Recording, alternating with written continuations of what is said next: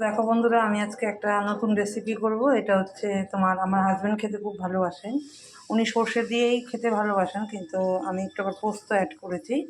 সর্ষে পোস্ত দিয়ে পমফ্রেট মাছ এটা করব। তো মাছটা ভেজে নিচ্ছি। মাছগুলো ভাজা হয়ে গেছে।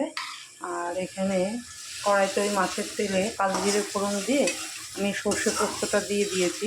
এটা একটু কষিয়ে নেব। তারপরে এটার মধ্যে দিয়ে দেবো হচ্ছে নুন আর একটু হলুদ না। এখানে দেখো এটা কষানো হয়ে গেছে। দিয়েছি নুন আর হলুদ। মাছগুলো দিয়ে দেবো।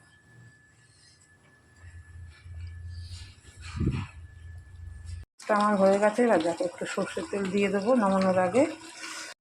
একটু সর্ষের তেল দিয়ে দিলাম আর দুটো কাঁচা লঙ্কা দিয়ে দিলাম। এই দেখো বেশ ভালো হয়েছে।